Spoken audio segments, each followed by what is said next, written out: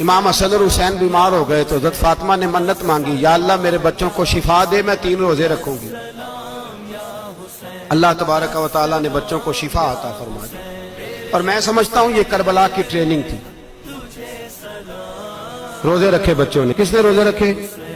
بچوں نے۔ کس نے؟ 7-8 سال کی عمریں بچوں کی۔ حضرت علی فرماتے ہیں جب میں نے دیکھا نا میرے بچے بھی روزے سے ہیں تو میں کہیں سے تھوڑے سے جون لایا۔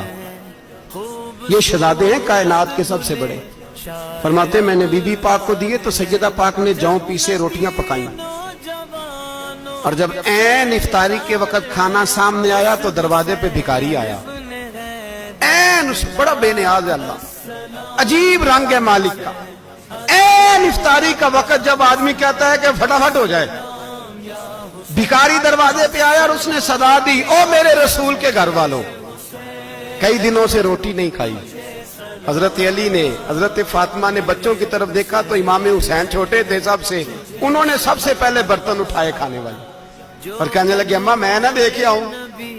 حضرت فاطمہ رشک کرنے لگیں، مصطفیٰ کے نواسے باہر گئے، اپنے حصے کا کھانا وَيُؤْثِرُونَ عَلَىٰ أَنفُسِهِمْ وَلَوْ كَانَ بِهِمْ خَصَاصَةٌ۔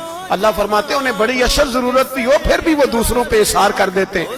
وہ کھانا باہر امام حسین دے آئے، پانی سے روزہ کھولا، کھجورے کھائی، لیٹ گئے، سویرے کھجورے کھائی، روزہ رکھ لیا۔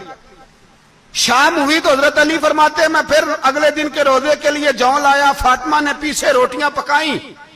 2 دنوں کی بھوک تھی پر مالک تو بڑا بے نیاز ہے۔ آزمانے پہ آیا تو اس رنگ میں عین افطاری کے وقت دروازے سے آواز نکلی، اور مانگنے والے نے کہا کہ بھوکا بھی ہوں اور یتیم بھی ہوں، یتیم ہوں۔ حضرت فاطمہ کہنے لگی بیٹا دیر نہ کرنا، یتیم کا پیٹ بھرنے میں دیر نہیں ہونی چاہیے۔ کھانا باہر چلا گیا، پانی سے روزہ، کھجورے۔ شہزادے ہیں شہزادے، یہ 2 جہاں کے شاہ ہیں، پاس کچھ رکھتے نہیں، 2 جہاں کی نعمتیں ہیں ان کے خالی ہاتھ میں۔